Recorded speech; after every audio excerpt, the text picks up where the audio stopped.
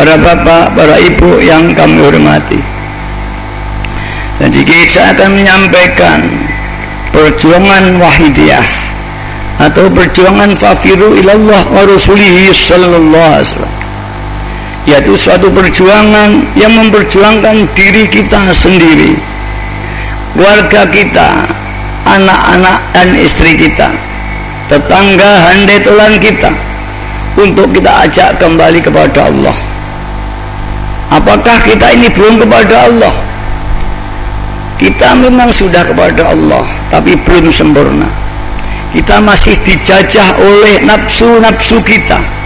Imperialis nafsu masih menjajah, sehingga kita ini belum jadi Abdullah yang sungguh-sungguh. Sebagian Abdullah, sebagian Abdul Nafsi. Sebagian kita hamba Allah, beribadah kepada Allah, tapi sebagian lagi kita masih mengabdi kepada nafsu kita sendiri. Mengapa demikian? Seorang itu melakukan perbuatan apa saja, dimotivasi atau diniati oleh apa yang ada di hatinya. Jika diniati ibadah, maka ibadah kepada Allah. Jika dicampuri, maka hakikatnya dia belum ibadah kepada Allah, campuran. Termasuk kita senantiasa dalam sepak terjang kita mencari ilmu, mencari harta, berjuang agama sekalipun, jika itu belum diniati untuk mengabdi kepada Allah, itu belum ibadah kepada Allah. Jika itu pun masih dicampur ibadah kepada Allah dan untuk mencari ketenaran, maka orang itu belum mengabdi kepada Allah separuh-separuh. Karena itulah ibadahnya belum dikatakan ikhlas, karena masih dikuasai nafsunya. Itulah yang diperjuangkan oleh wahidiyah, oleh Mbah Yai, menjadi Abdullah yang hakiki hanya kepada Allah subhanahu wa ta'ala.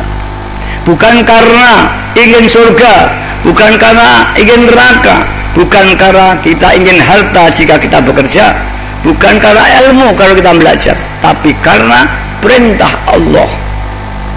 Mengapa dalam sholat kita minta selamat dari neraka, ingin surga? Boleh, memang diperintah, tapi jangan karena enaknya surga, bukan karena sakit neraka, tapi karena perintah Allah. Apabila kita melakukan ibadah karena perintah Allah, jadilah itu mengabdi kepada Allah. Jika ingin surga, maka itu kita mengabdi kepada nafsu kita yang takut pada neraka dan ingin surga. Inilah yang diperjuangkan wahidiyah, untuk mencari iman yang ikhlas, yang murni, bahkan makrifat kepada Allah dengan menetapkan la haula wala quwata illa billah. Perjuangan kemurnian iman dan makrifat kepada Allah diperjuangkan oleh para tokoh-tokoh besar dengan thariqah-thariqahnya seperti Syekh Abdul Qadir Al-Jilani, Syekh Ba'uddin An-Naqsyabandi, Syekh Tijani, ya, Syekh Junaid Al-Baghdadi, Syekh Jalaluddin Ar-Rumi, Abi Hasan Asyadzili, Abdul Abbas Al-Murti, dan Ibnu Athaillah Asy-Syakandari yang mengarang kitab Al-Hikam yang masyhur di seluruh dunia, terutama di kalangan ahli sunnah wal jamaah, ahli orang NU, semua paham kitab Hikam itu, yang mengarang Syekh Ibnu Athaillah Asy-Syakandari, muridnya Syekh Abdul Abbas Al-Mursi.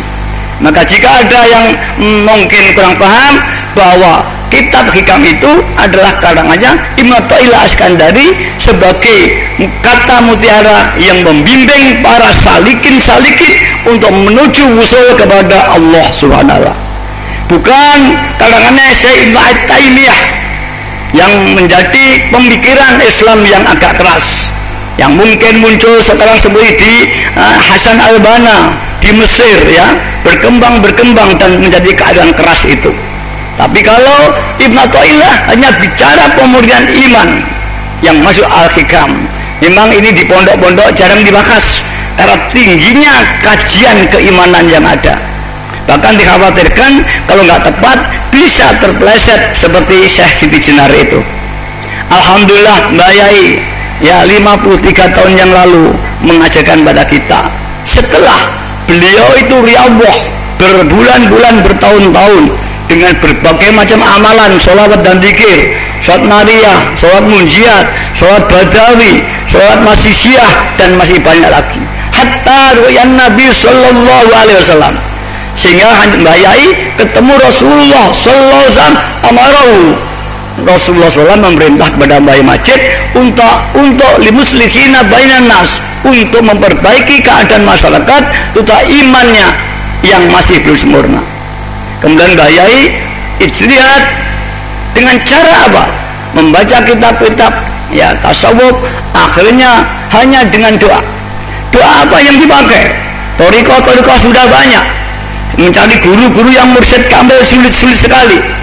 Maka Mbak Yai memilih dengan doa sholawat. Ittifaq bainahum, di antara para ulama sufi. Perlu saya katakan, ulama itu macam-macam. Ada ulama ahli fikih, jangan bicara tasawuf.